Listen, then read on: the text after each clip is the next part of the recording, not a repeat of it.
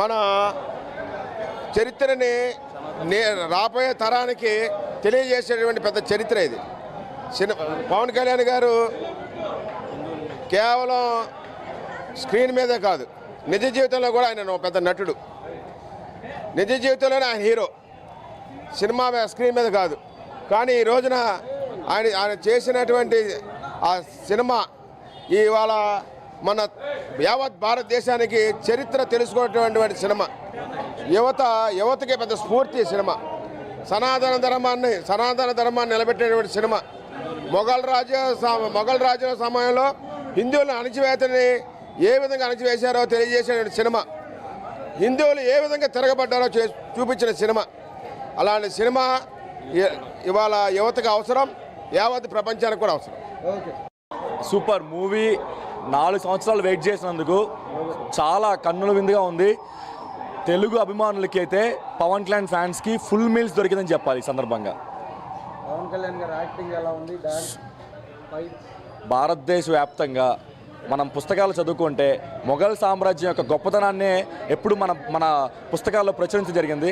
మొట్టమొదటిసారి పవన్ కళ్యాణ్ గారు deputy CM అయిన తర్వాత తెలుగువాడి యొక్క గొప్పతనాన్ని చాటి చెప్పాలి అనే ఒక ముఖ్య ఉద్దేశంతోనే హరిహర వీరమల్లు తీయడం జరిగింది.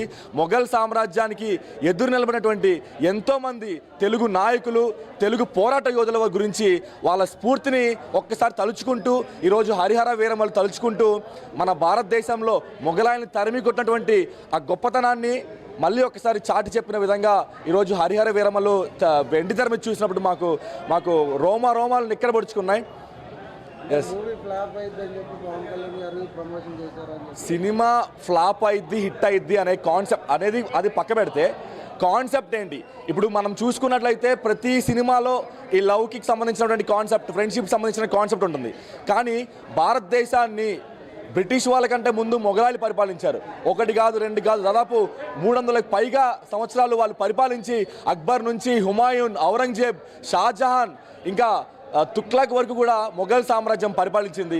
సినిమాలో చూపించిన మాదిరి హిందువులు విగ్రహాలు పెట్టుకొని పూజలు చేయాలంటేనే గడగలాడేటువంటి పరిస్థితి భారతదేశంలో ఉండేది. కానీ అటువంటి పరిస్థితుల్లో కూడా ఎంతోమంది పోరాట యోధులు మొఘల్ సామ్రాజ్యాన్ని ఎదిరించి పోరాడి ఈరోజు హైందవ ధర్మాన్ని కాపాడుతున్నారు. భారతదేశంలో హైందవ ధర్మం ఈరోజు ప్రథమ స్థానంలో ఉంది అని అంటే ఆనాటి కాలం నుంచి వేదాలను, అదేవిధంగా మన సాంప్రదాయాలను కాపాడుకుంటూ వచ్చినటువంటి వారందరికీ కూడా హరిహర వీరమల్లు అంకితం చేయాలని చెప్పేసి ఈ సందర్భంగా తెలియజేస్తూ ఉన్నాం. మూవీ సూపర్ ఉంది, చాలా బాగుంది మూవీ, చాలా బాగుంది. Message oriented movie. ఈ జనరేషన్ వాళ్ళు ఈచ్ అండ్ ఎవ్రీ వన్ చూడాల్సిన మూవీ ఇది. ఫ్యామిలీతో చూడాల్సిన మూవీ, మన కిడ్స్కి చూపించాల్సిన మూవీ.